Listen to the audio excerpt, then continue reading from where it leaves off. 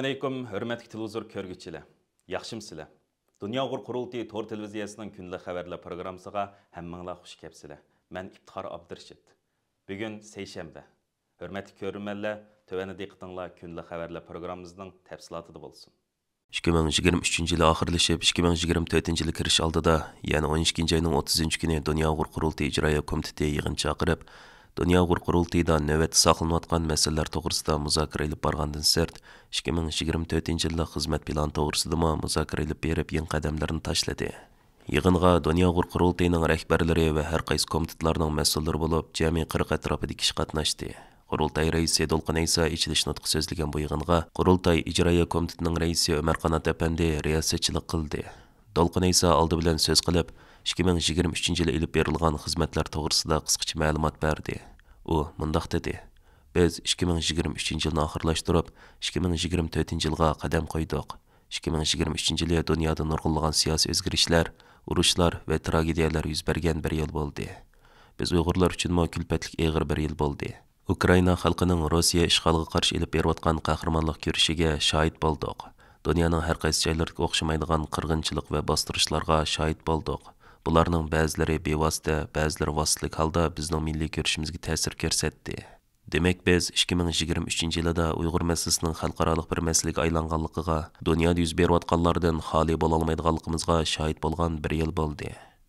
Dolqun Aysa əpəndi Dünya Uğur Qurultayının 2023 yılda zor muvaffaqiyatlarni qo'lga keltirganligini, bununla töküp qo'shgan barliq rəhbərlərə və dünyanın hər qaysı joylarida faoliyat elib berayotgan Sharq Turkiston ommaviy tashkilotlarga Qurultay nomidan rahmat aytadiganligini ta'kidladi. Tarixini oxirlashgandan keyin ziyoratimizni qabul qilgan Dünya Uğur Qurultayı İcraya Komitetining muavin raisi Diniy Ulama Turg'unjon Alovdin əpəndi mundaq dedi: 30 dekabr kuni Dünya Uğur Qurultayı İcraya Komiteti 2023 yılının eng oxirgi yig'inini ochdi. Yığında asaslıqı 2023 yılı elib berilgan xizmətlər və 2024 yılı elib berilmoqchi bo'lgan xizmətlər to'g'risida muzokara elib berildi. Turg'unjon Alovdin əpəndi dekabr oyida elib berilgan Qurultayning 22 davlatdagi vakillari bilan ayrim holda yig'in chaqirishdagi asos maqsadning 2024 yillik xizmat planini tuzib chiqish ekanligini ta'kidladi.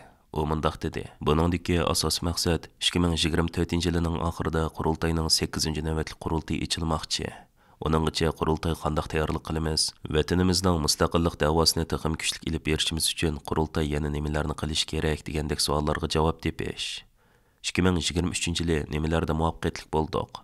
Qaysi jihatlardan muvaffaqiyatli bo'la olmadik? Nima kamchiliklar bo'ldi? Bu kamchiliklarni tuzatish uchun nimalarni qilishimiz kerak degandek temalar bo'yicha muzokara ilib berib xulosalab chiqdik.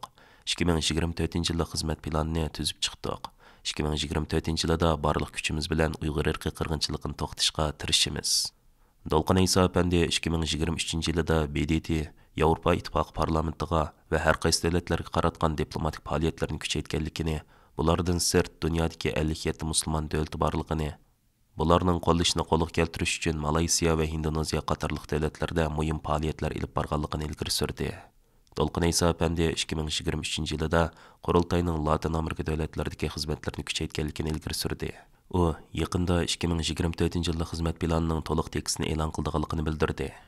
30 dekabr tor orqali o'tkazilgan Dünya Uğur Qurultayının İcraya Komiteti yig'inida Dolqun Aysa əpəndi 2023 yilda qo'lga keltirgan natijalar to'g'risida nuqtaliq to'xtalgandan keyin yig'in ahli 2024 yillik xizmat planiga bo'lgan ko'z qarashlari va qo'shiq tegishli mazmunlarni o'ttirib qo'ydi. 4 soat davomlashgan yig'in rahbarlarning yangi yillik tabrik so'zi bilan oxirlashdi.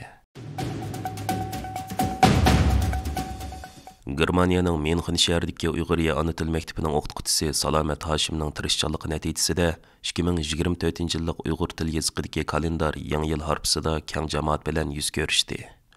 Uyg'urlarga xos milliy xoslik va o'zgacha alayliklarni gavdalantirib loyihalangan bu kalendar Germaniya va boshqa davlatlarda tarqatilgandan keyin muhojiratdagi Uyg'ur jamoatining qizg'in olqishiga sazovor bo'lmoqda. Egilenishicha, tunji qatim 2023 yildagi yangi yillik kalendar bilan ro'yobga chiqqan Uyg'ur kalendarining 2024 yillik yangi nusxasida Uyg'ur tarixi, madaniyati, urf-odat qatorliq sohalarni o'zaro mujassamlashga alohida e'tibor berilgan. Mazkur kalendarning mazmun jihatga o'zgachiligi, loyihalanishidagi sibtiligi, shuningdek Uyg'urlarga xos vakillik obrazlarining to'liq gavdalantirilishi tufaylidan muhojiratdagi har soha kishilari mushundaq bir kalendarning nashr qilinganligidan bekmi suyungan. Germaniya Uyghur Madaniyat Ma'arif Birligining raisi, Uyg'uriya Ana til maktabining mudiri Farida Niyaz xonim bu vaqtda to'xtalib, Uyg'urcha kalendarni qo'lga olgandan keyingi tunji hayajonli his-tuyg'ularini izhor qildi. Shundaqla bu kalendarning mayli mazmun jihatdan bo'lsin va yoki loyihalash jihatdan bo'lsin kamolatga yetganligini ta'riflash bilan bir vaqt yana uning ahamiyati haqidagi o'z qarashini bildirdi. Farida Niyaz xonim yana navbatda ona yurtimizda Uyg'ur til yazıqi, madaniyati, adabiyot san'ati Xitoy hokimiyati tomonidan yo'qotilayotgan jiddiy bir vaziyatda Uyg'urcha kalendarning ishlatilishining to'liq qimmatli ekanligini izohlab o'tdi. Bu qitimli kalendarning ishlanishini Germaniya Uyg'ur Madaniyat Ma'arif Birligi zo'r kuch bilan qo'llagan bo'lib, Sharq Turkistonning jug'rofiyalik alaydilik temasiga maxsus sahifalar ajratilgan. Bu vaqt so'z bo'lganda Salomat xonim 2024-yillik kalendar yot bir el, yot bir muhitda o'sib yetilayotgan Uyg'ur farzandlarining ona vatanning jug'rofiyalik alaydiliklarni o'rganishida muhim turtkilik rol o'ynaydiganligini alayda ta'kidladi. Navbatda muhojirat Uyg'urlar uchun Uyg'ur xalqining bebaho durdanlaridan bo'lgan Uyg'ur madaniyatini qo'g'dash va saqlash to'liq zarur deb qaralmoqda. Bangladesh kiyim-kechak korxonalari Uyg'ur majburiy emgak chetishli bo'lish xavfi tufaylidan Xitoydan paxta to'qilma buyumlarini kirgizishni to'xtatdi ekan. Kundalik Cho'lpon gazetining o'tgan yil 30 dekabrda chiqargan xabarda aytilishicha, Bangladesh kiyim-kechak korxonalari va eksport savdo jamiyatining raisi Farruh Hasan Bangladesh kiyim-kechak korxonalarining Sharq Turkistonda ishlab chiqarilgan paxta, yip va raxtlarni ishlatmaydiganligini bildirgan. U mundaq degan: Bangladesh Xitoydan paxta kirgizmaydi. Yip va raxtlarni olsa-mu, Xinjiangda ishlab chiqarilganlarni olmaydi. Farruhning aytishicha, Amerika Ana vatan xavfsizlik ministrligi Amerika tamojnasining Uyg'ur majburiy emkidan chiqqan mahsulotlarni boshqa yetmaydiganligini e'lon qilgandan keyin Bangladesh kiyim-kechak korxonalari bu masalaga nihoyat ko'ngil bilgan. Xabarda aytilishicha, Amerika tamojnasi o'tgan yil tutib qolgan kiyim-kechaklar ichida Xitoyning Vietnam, Kambodja va Sri Lankadan mangdirgan mollarmi bor ekan.